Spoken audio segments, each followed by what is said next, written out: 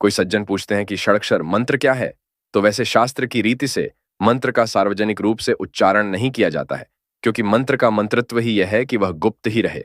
गुरु शिष्य की परंपरा से वह अधिकारी पुरुष को प्राप्त होवे। परंतु आजकल तो सब मंत्र पुस्तकों में छपते हैं, अखबारों में छपते हैं। इसलिए हम प्रकारांतर से उस मंत्र को बताते हैं। मंत्र का आरंभ प्रणव से होता है और इसका दूसरा अक्षर अग्निबीज है और चौथा अंत राम शब्द के बाद नमः है। तो ओंकार उपसर्ग अग्निबीज और अंत में नमः के साथ चौथे अंत वाले राम श्लोक को 6 अक्षरों वाला राम मंत्र कहा जाता है। मंत्र जप में और नाम जप में थोड़ा अंतर होता है। मंत्र जप पवित्र दशा में किया जाता है। चाहे आप स्नान करके अपने को पवित्र अनुभव करें, चाहे नामोच्चारण से अपने को पवित्र अनुभव करें, चाहे मानसिक रूप से गंगा स्नान, यमुना स्नान कर लें, चाहे भगवान के चरणारविंद से निःसृत भावमयी गंगामृत धारा में स्नान कर लें, चाहे शंकर भगवान के शिरोभाग पर जो गंगा धारा गिरती है उसका ध्यान कर लें। पवित्रता का भाव आना आवश्यक है। चाहे कुंडलिनी शक्ति के जागरण से अपने में पवित्रता का अनुभव कर लें। शाक्त लोगों में पद्धति है कि कुंडलिनी का जागरण और प्रायः सब उपासकों में भूत शुद्धि की प्रक्रिया चलती है। यह उपासना शास्त्र की बात को सब लोग नहीं समझेंगे। जो उसके जिज्ञासु होंगे, जिनके मन में यह इच्छा होगी कि हम करें, वे व्यक्तिगत रूप से समझते हैं, तब तो यह बात उनकी समझ में आती है। पंचभूतों की धारणा होती है, भूत शुद्धि होती है, पाप पुरुष का दाह होता है, पुण्य पुरुष का जागरण होता है। यह भावना की सृष्टि बड़ी विलक्षण है। नारायण, जो लोग केवल यांत्रिक या ऐन्द्रियक प्रकाश में वस्तु को देखना चाहते हैं, उनको केवल जड़ तत्व ही दिखाई पड़ता है। जय तत्व का यदि साक्षात्कार करना हो तो ऐन्द्रियक और यांत्रिक पद्धति से आप वस्तु का अनुसंधान करो, और यदि शून्य का साक्षात्कार करना हो तो हम उसकी भी प्रक्रिया बताते हैं। यदि कोई कहे कि महाराज, हम तो जीव ईश्वर कुछ भी नहीं मानते, जगत कुछ नहीं मानते, तो हमको कोई आश्चर्य थोड़े ही होता है। ऐसे तो हमारे पास रोज 5-10 आदमी आते ही रहते हैं। तो उनको बौद्धिक पद्धति से शून्य का साक्षात्कार होता है और श्रद्धा विशिष्ट बुद्धि से ईश्वर का साक्षात्कार होता है। छेमुषी भक्ति रूपा श्रद्धा भक्ति विशिष्ट ज्ञान से सगुण साकार ईश्वर का दर्शन होता है।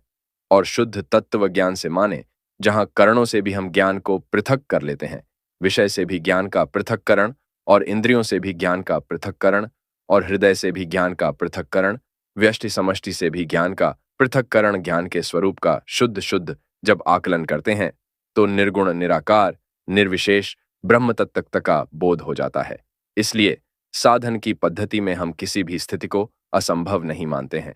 यदि कोई चाहे तो पृथ्वी से एकता हो जाए, कोई चाहे तो जल से तादात्म्य हो जाए, कोई चाहे तो अग्नि से तादात्म्य हो जाए, वायु से आकाश से तादात्म्य हो जाए, अहंकार और महत्त्व से तादात्म्य हो जाए, निराकार सगुण ईश्वर से तादात्म्य हो जाए, और चाहे तो किसी से तादात्म्य न होकर अपने शुद्ध स्वरूप को ब्रह्म के रूप में अनुभव करे।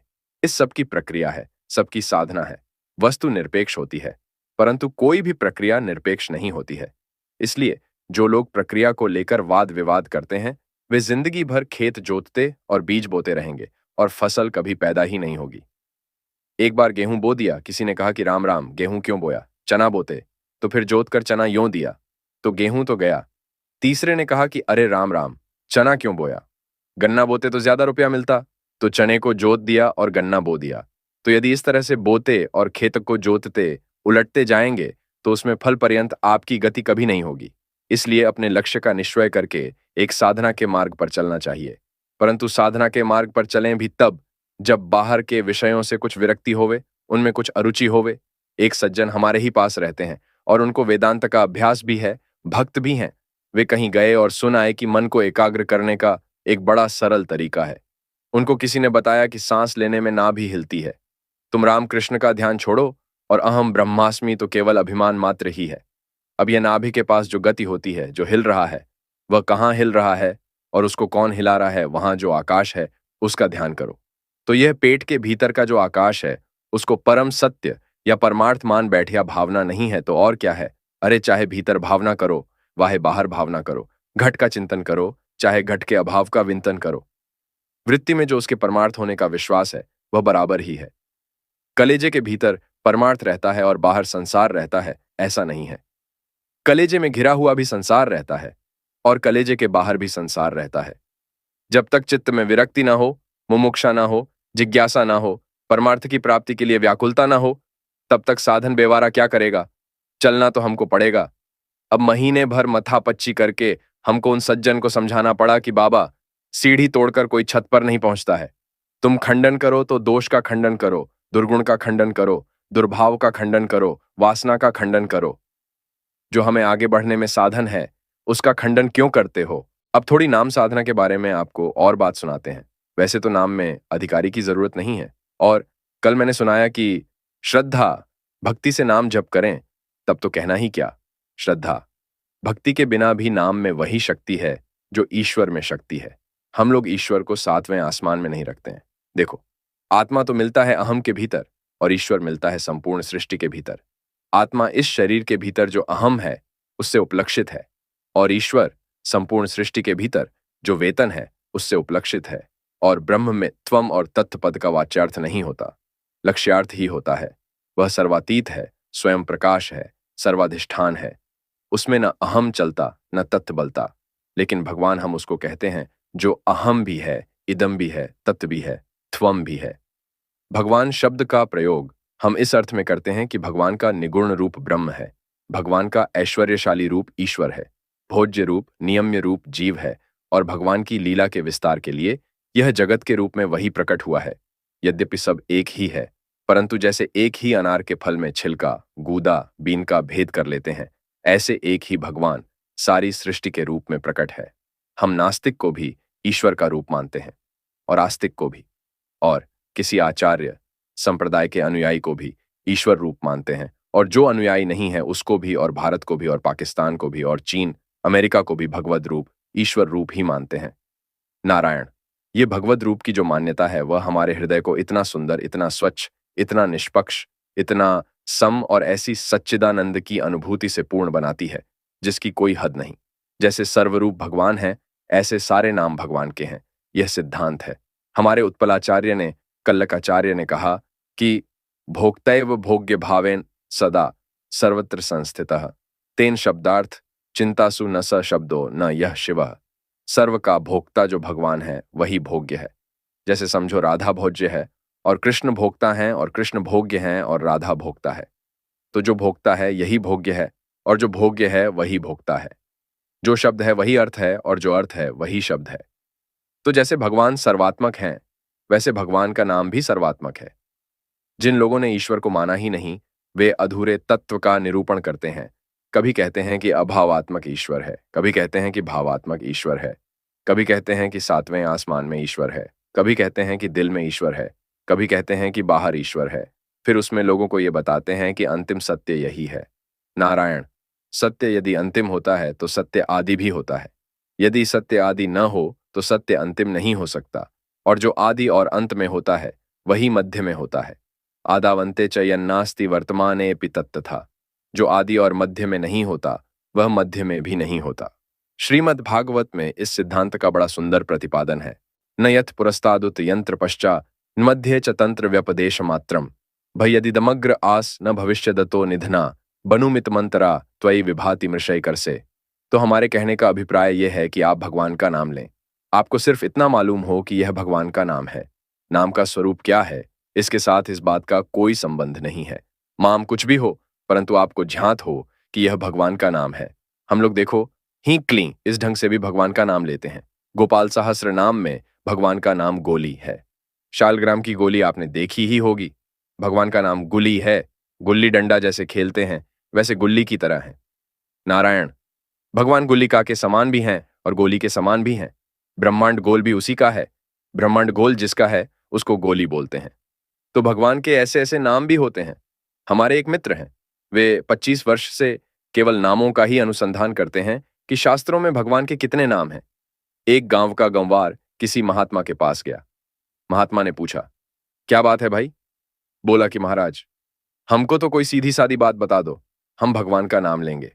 महात्मा ने कहा कि तुम अघमोचन अघमोचन नाम लिया करो। अघ माने पाप और मोचन माने छुड़ाने वाला।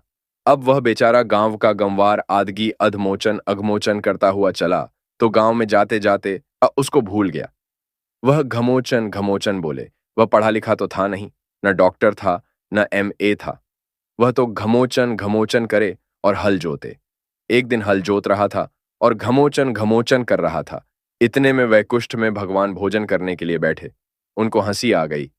लक्ष्मी जी ने पूछा कि क्यों हंसते हो? भगवान बोले कि आज हमारा भगत एक ऐसा नाम ले रहा है कि वैसा नाम तो किसी शास्त्र में है ही नहीं, नया नाम ले रहा है। लक्ष्मी जी बोली कि तब तो हम उसको देखेंगे और सुनेंगे कि कौन सा नाम वह ले रहा है। अब लक्ष्मी नारायण दोनों खेत में पहुंचे और देखा कि वह भगत हल जोत रहा है और धमोचन घमोचन बोल रहा है। भगवान स्वयं पास में नहीं गए। पास में एक गड्ढा था, वहीं छिप गए और लक्ष्मी जी को उस भक्त के पास भेजा। लक्ष्मी जी पास में जाकर पूछी कि अरे, तू ये क्या घमोचन धमोचन बोल रहा है? उन्होंने एक बार, दो बार, तीन बार पूछा, परंतु यह कुछ उत्तर ही न दे। उसने सोचा कि इसको बताने में हमारा नाम छूट जाएगा। चुप रहा, बोले ही नहीं। जब बार बार लक्ष्मी जी पूछे, तो अंत में उसको आया गुस्सा। गांव का आदमी तो था ही, बोला, जा जा, तेरे खस्म का नाम ले रहा हूं। अब तो लक्ष्मी जी डरी कि ये तो हमको पहचान गया। फिर बोली कि अरे, तुम मेरे खसम को जानता है क्या? कहाँ है हमारा खसम? एक बार, दो बार, तीन बार पूछने पर वह खिसियाकर बोला, वह गड्ढे में है, जा। लक्ष्मी जी समझी कि यह तो हमको पहचान गया। नारायण भी वहां आ गए और बोले, लक्ष्मी जी, देखी हमारे भक्त की महिमा। अब आओ, इसको दर्शन दें। यह अधमोचन और घमोचन का भेद भले न समझता हो, लेकिन हम तो ये समझते हैं कि यह हमारा ही नाम ले रहा है। हम इसके ज्ञान को व्यर्थ कर सकते हैं, लेकिन हम अपने ज्ञान को व्यर्थ नहीं कर सकते। हम समझते हैं कि यह हमारा ही नाम समझकर घमोचन नाम से हमको ही पुकार रहा है। तो सगुण ईश्वर की जो भक्ति है, वह कर्ता की प्रधानता से नहीं होती है, वह अनुग्रहकर्ता भगवान की प्रधानता से होती है। और वे जब देखते हैं कि टूटे फूटे कैसे भी मनुष्य शुद्ध अशुद्ध कैसे भी प्रेम पूर्वक मेरा नाम लेते हैं, तो उनका हृदय उनको मिलने के लिए द्रवित हो जाता है। यह शुद्ध अशुद्ध का भेद एकदम लौकिक है। धीरो वदति विष्णवे मुखों वदति विष्णाय, उभयोस्तु फलम तुल्यम भावग्राही जनार्दनः। एक मूर्ख है, बोलता है विष्णाय नमः, और पंडित है, बोलता है विष्णवे नमः। उसको विष्णु शब्द का चतुर्यांत एक वचन में क्या होता है वह मालूम है, परंतु भगवान तो दोनों के हृदय की बात समझते हैं कि इसके दिल में जो फुरफुरा रहा है वह मेरा स्वरूप है, वह मेरे लिए पुकार रहा है। मंत्रतः तंत्रतश्छिद्रम देश कालार्ह वस्तुतः सर्वम करोतु निश्छिद्रम नाम संकीर्तनम तव। बोलने में मंत्र अशुद्ध हो, करने की विधि में गलती हो, देश अशुद्ध हो, काल अनुपयुक्त हो और योग्य पात्र न मिले, लेकिन सर्वम करोतु निश्छिद्रम नाम संकीर्तनम, तब भगवान का नाम संकीर्तन सबको निश्चिद्र बना देता है। तो नारायण ईश्वर की शक्ति, नाम की शक्ति की प्रधानता से भक्ति होती है, आत्मा की शक्ति की प्रधानता से भक्ति नहीं होती है। इसलिए जो साधक है, जो नाम लेने वाला है, स्थान स्थान पर भक्ति उसकी मदद करती है। हमारे हरि बाबा जी महाराज की निष्ठा तो अद्वैत की है। जब कभी हम लोगों की एकांत में चर्चा होती है, अद्वैत वेदांत की चर्चा करते हैं। गंगा किनारे के विरक्त महात्मा जो बड़े विद्वान थे, श्री अच्युत मुनि जी महाराज, उनसे उन्होंने प्रस्थान त्रयी का अध्ययन किया है। एक बार अच्युत मुनि जी के साथ वे वर्धा गए। वहां एक दिन कहीं बगीचे में अकेले घूमने गए। बगीचे में कोई मंदिर था। जब जाकर मंदिर के दरवाजे पर प्रविष्ट हुए, एकाएक उनको ऐसा मालूम पड़ा कि मूर्ति में से कोई देवता निकलकर बाहर आ रहा है। देवता तो गौरवर्ण था। उसने बाहर आकर दोनों हाथ से पकड़कर उनको छाती से लगा लिया। उनकी निष्ठा तो अद्वैत की थी। उन्होंने पहले तो सकपका कर देखा कि यह क्या हो रहा है, कोई हमारे मन का भ्रम तो नहीं है। अब उसके बाद जब यह निश्चय हो गया कि सचमुच यह देवता है और हमको छाती से लगा रहा है, तो भावावेश में मूर्छित हो गए और उसी दिन से उन्होंने भगवान नाम का संकीर्तन करना शुरू कर दिया।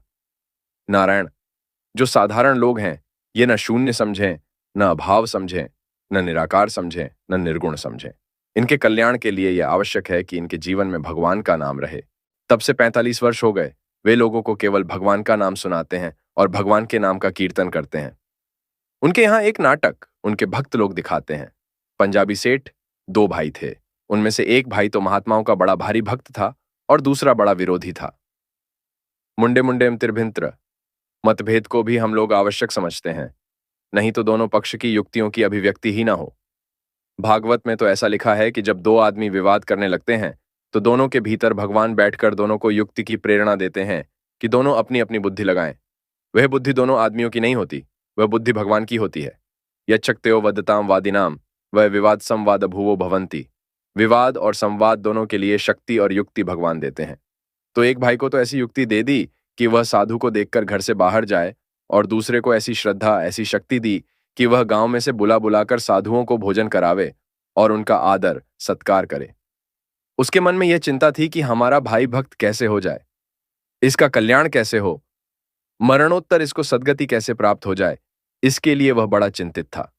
देखो, अपने लिए नहीं, अपने भाई के लिए उसे चिंता थी। एक दिन कोई बड़ा लंबा तगड़ा पंजाबी साधु आया। उसने कहा कि महाराज, आप तो बड़े प्रभावशाली हैं, किसी प्रकार हमारे भाई का कल्याण कर दीजिए। तो उन्होंने कहा कि अच्छी बात है, उससे हमको मिलने दो। तो संयोगवश मिल गया। महात्मा जी देखकर बोले कि ए सेठ सुन, भगवान का नाम ले। उसने कहा कि हम किसी का नाम वाम नहीं लेते, हम अपने आप में मस्त हैं। क्यों हमको झगड़े में डालते हो? महात्मा बोले कि नहीं, लेना पड़ेगा। उसने हठ किया, मना किया तो पकड़ लिया हाथ और बोले कि लो, भगवान का नाम नहीं तो गला घोंट कर मार डालेंगे। उसी समय उसने झुंझलाकर कहा कि मैं नहीं लेता राम का नाम, चाहे तो मुझे मार डालो। तो साधु ने कहा कि बस बस हो गया, तेरे मुख में भगवान का नाम आ गया। अब देख, मेरी एक बात ध्यान में रखना कि इसको किसी कीमत पर बेचना मत। बेटे के लिए नहीं, पैसे के लिए नहीं, स्त्री के लिए नहीं, राज्य के लिए नहीं, सुख के लिए नहीं, किसी भी कीमत पर इस नाम को बेचना मत। उन्होंने उसको यह उपदेश किया और चले गए। जब वह व्यक्ति मरा और मरने के बाद यमदूत यमपुरी उसे ले आए, तो यमराज ने कहा कि तेरे जीवन में कोई पुष्य नहीं है।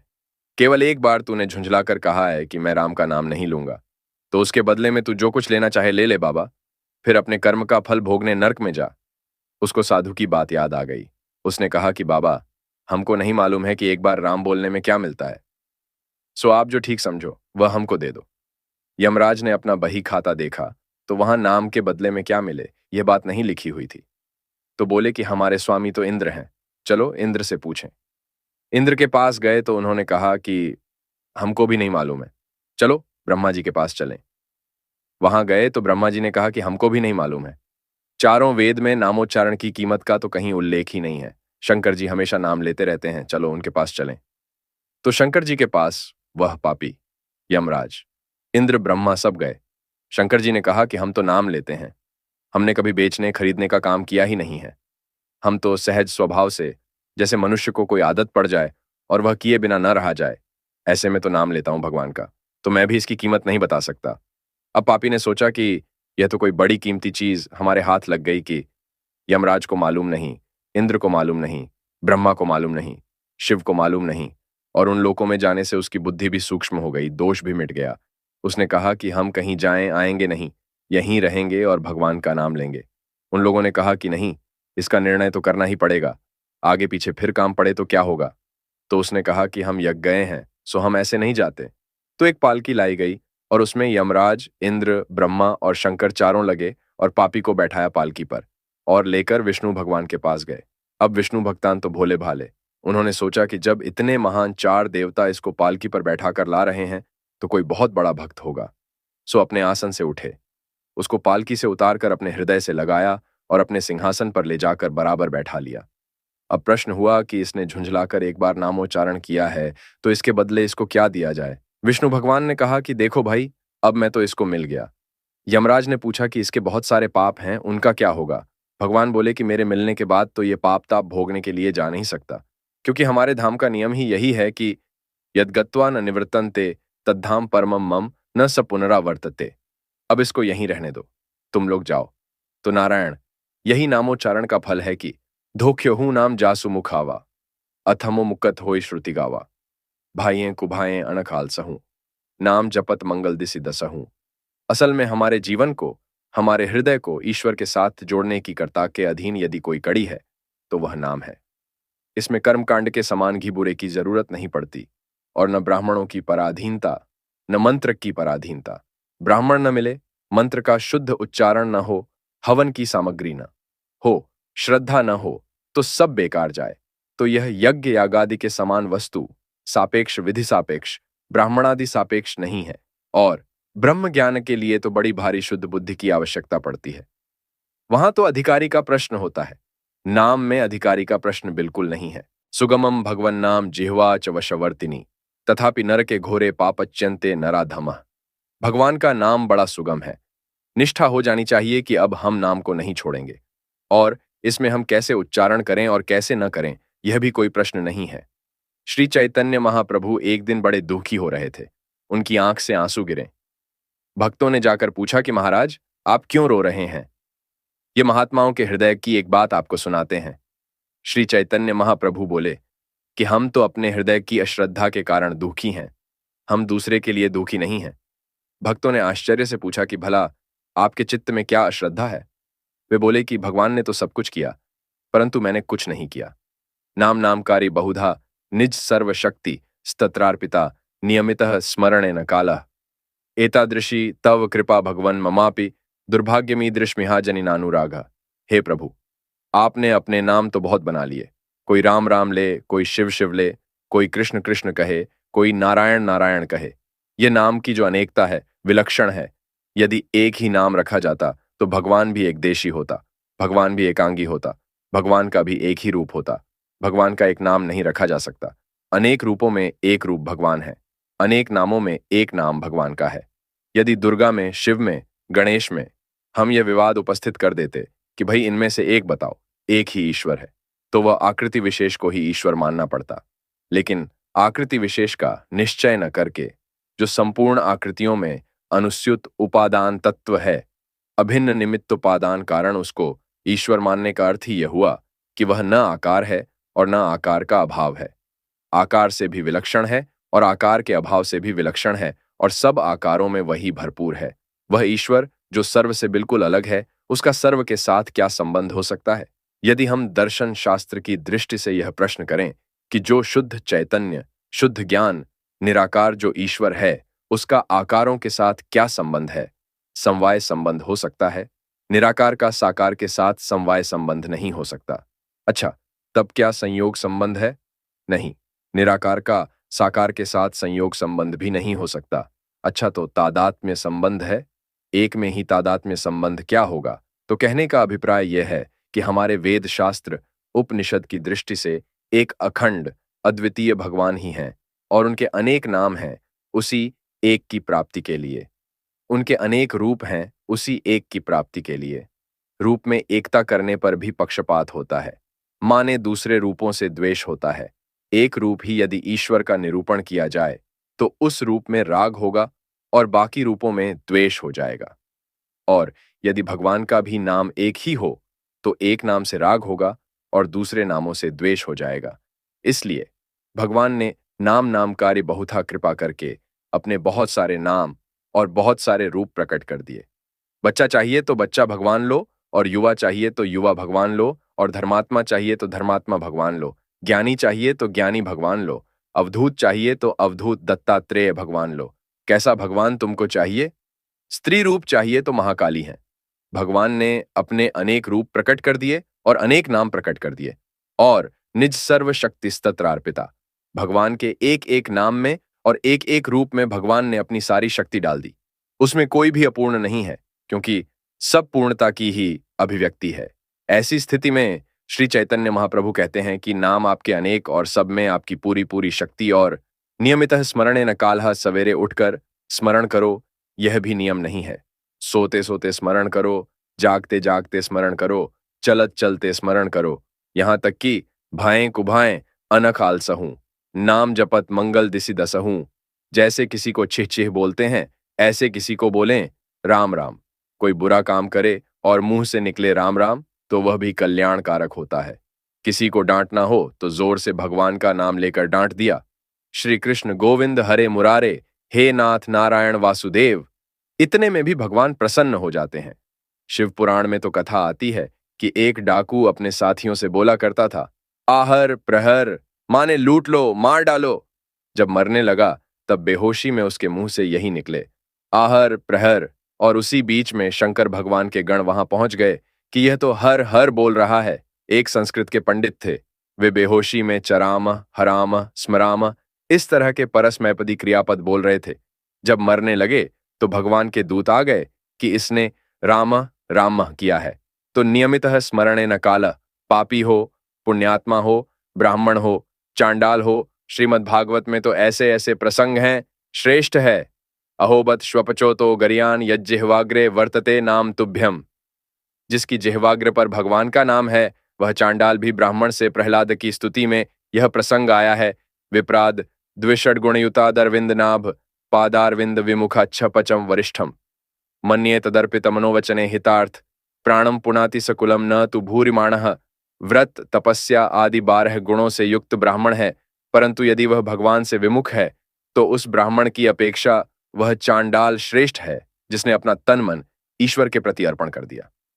तो नियमितः स्मरणेन कालः, सोकर बोलो, जाग कर बोलो, पवित्र होकर बोलो, अपवित्र होकर बोलो, न समय की, न स्थान की, न वस्तु की, न ज्ञान की, न अधिकारी की।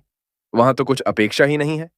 परंतु श्री चैतन्य महाप्रभु रो रहे थे कि हे प्रभु, आपने तो हमारे ऊपर ऐसी कृपा की, इतना सुगम साधन दिया, परंतु दुर्भाग्यमीदृश मिहाजनी नानुरागा, हमारा दुर्भाग्य ऐसा है कि आपके नाम के साथ हमारा प्रेम नहीं हुआ।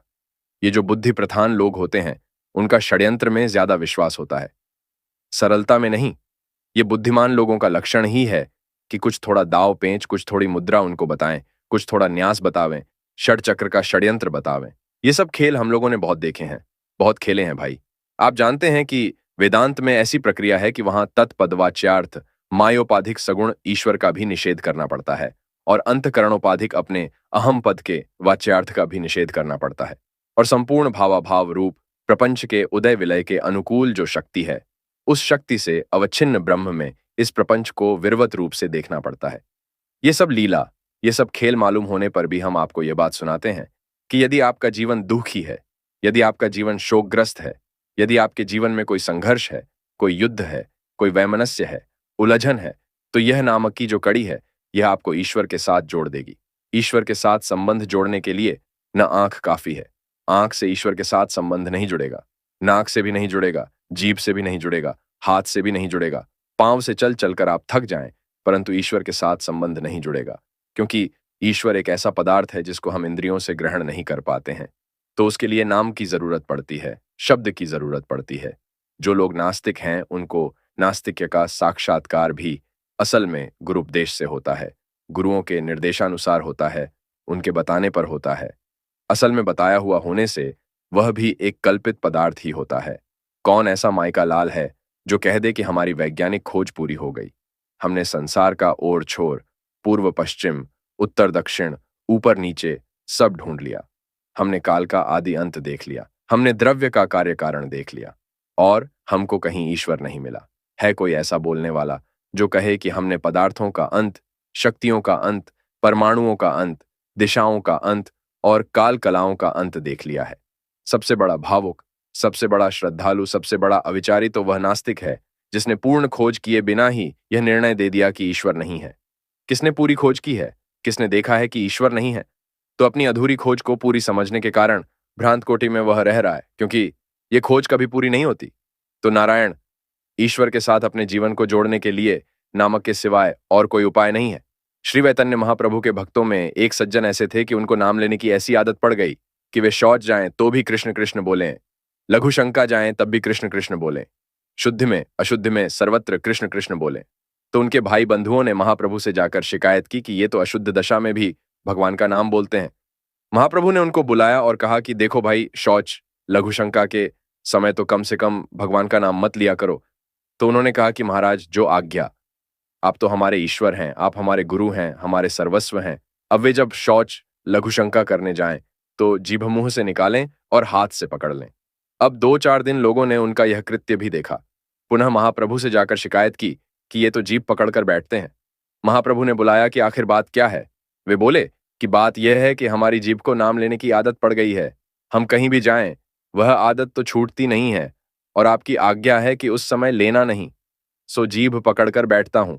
महाप्रभु ने कहा कि तुम्हारे लिए नियम नहीं है। महाप्रभु ने उनको छुट्टी दे दी कि हर समय तुम भगवान का नाम ले सकते हो। फिर महाप्रभु ने पूछा कि आखिर तुम चाहते क्या हो? किस वस्तु की प्राप्ति के लिए तुम नामोच्चारण करते हो? उन्होंने कहा कि महाराज, हमको तो मालूम ही नहीं है कि नामोच्चारण से क्या मिलता है। ये तो हमारा सहज स्वभाव हो गया है कि हम भगवान का नाम लेते हैं। योग चूड़ामणि उपनिषद में यह श्लोक आता है, अशुचिर्वा शुचिर्वापि प्रणवम यः स्मरेत् सदा लिप्यते न स पापेन पद्मपत्रमिवाम्भसा। चाहे अशुचि हो, चाहे शुचि, शुद्ध अशुद्ध, दोनों दशा में भगवान का नाम लिया जा सकता है। तो जो लोग भगवान को केवल समाधि की गुफा में बंद करके रखते हैं और धरती पर प्रकट नहीं होने देते। ईश्वर का साधारणीकरण नहीं होने देते कि वह सबके लिए सुलभ हो जाए। स्त्री के लिए भी सुलभ हो जाए, बालक के लिए भी सुलभ हो जाए, मूर्ख के लिए भी सुलभ हो जाए, गमवार के लिए भी सुलभ हो जाए।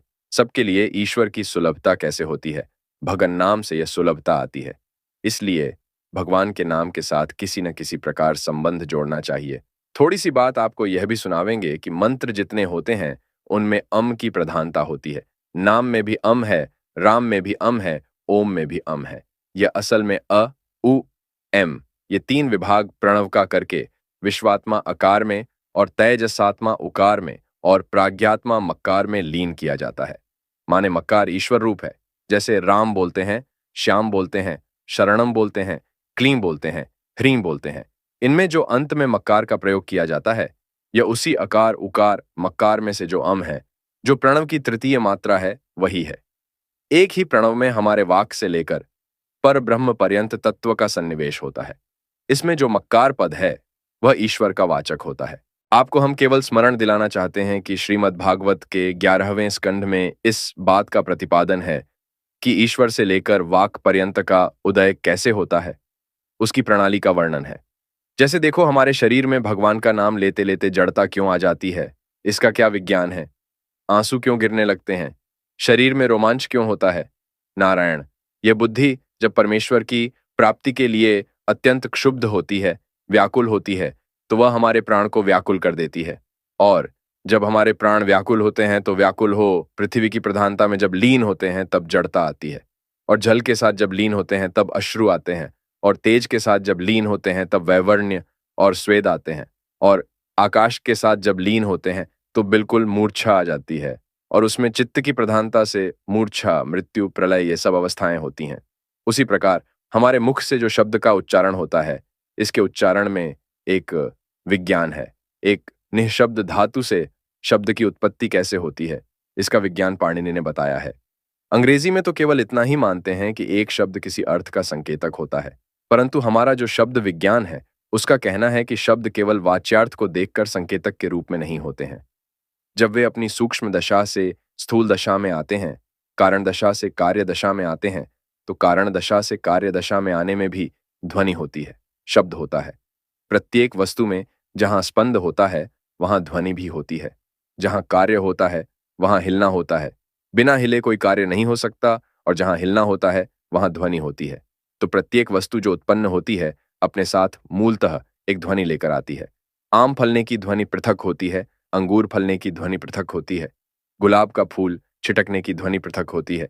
प्रत्येक परिवर्तन में स्पन्न होता है, और जहां जहां स्पन्न होता है वहां वहां ध्वनि होती है। तो हमारे आचार्यों ने इस बात का अनुभव किया कि वह चित्त की कौन सी अवस्था होती है जहां पहुंचने के बाद हम निःस्पंद होते हैं, और उस निःस्पंद में अंततोगत्वा स्पंद का उदय, शब्द का उदय कैसे होता है। यह विषय जरा कठिन है, इसको सर्वसाधारण लोग नहीं समझ सकते। एक साधारण बात बीच में बोल देता हूं, जैसे हम कृष्ण बोलते हैं तो उको कंठ में और आर, श्न ये मूर्धा में। अब कृष्ण कृष्ण कहने का अर्थ हुआ कि हमारी वित्त वृत्ति को ऊर्ध्व गति प्राप्त हुई। एक शब्द हमको कंठ में से खींचेगा और दूसरा ले जाकर मूर्धा में समाधिस्थ कर देगा। वहां का ने कंठस्थ योजना बनाने वाले स्वप्नदर्शी जीव को जाकर पकड़ा, और आर ने उसको उठाकर सिर में पहुंचाया, और श्न ने जीवात्मा और परमात्मा को एक में जोड़ दिया। यह कृष्ण नामक का विज्ञान हुआ। अच्छा देखो, राम में क्या है? अर ऊपर है, रेफ है मूर्धा में, और अकंठ में, और औष्ठ में है। तो रामचंद्र क्या करते हैं? रामचंद्र अंतःशक्ति को बाहर जगत में लाकर सबको धर्मात्मा बनाते हैं। और श्री कृष्ण का नाम पारक है और राम का नाम तारक है। संपूर्ण व्यवहार की शुद्धि के साथ साथ परमात्मा की प्राप्ति कराने वाला तारक भगवान रामचंद्र का नाम है, और संपूर्ण व्यवहार से मुक्ति देकर भगवत प्रेम की प्राप्ति कराने वाला प्रेम प्रधान कृष्ण नाम है, और धर्म प्रधान, आदर्श प्रधान, मर्यादा प्रधान राम नाम है। यह तो व्याकरण की दृष्टि हुई, लेकिन व्याकरण के साथ साथ जैसे हम रूप की व्याख्या करते हैं कि कंगन अपनी धातु सोना में था, वहां से निकाला गया, इसी प्रकार ये जितने भी शब्द होते हैं ये अपने मूल धातु में होते हैं, और ज्यों ज्यों रूप प्रकट होता है त्यों त्यों साथ ही साथ नाम की अभिव्यक्ति होती है। रूप के साथ साथ नाम की अभिव्यक्ति होती है। वेद में बताया, नाम रूपे व्याकर वाणी। व्याकरण शब्द का क्या अर्थ है? विशिष्टा आकृति प्रापयामि। शब्द को विशिष्ट आकृति देना। रमु धातु है तो उसको रमणम रूप देना, रामह रूप देना, रमणीयम रूप देना, रमतव्यम रूप देना, रमिष्यते रूप देना, रमते रूप देना, यह व्याकरण का काम है। इसी प्रकार सांख्य यह बताता है कि जैसे धातु से नाना प्रकार की आकृति बनती है, इसी प्रकार शब्द के बीज से नाना प्रकार के शब्द बनते हैं। इनको हम बीजाक्षर के नाम से पहचानते हैं। क्लीन, यह काम बीज है, यह हमारी कामना को परमात्मा तक पहुंचाता है। तो हमारे कहने का अभिप्राय क्या है कि जैसे जैसे पदार्थ सूक्ष्मता से स्थूलता की ओर आता है, कारण से कार्य बनता है, वैसे वैसे शब्द भी सूक्ष्म से स्थूल होता जाता है। इसलिए परावाक, पश्यंती वाक, मध्यमा वाक और वैखरी वाक के रूप में वेद में वर्णन है।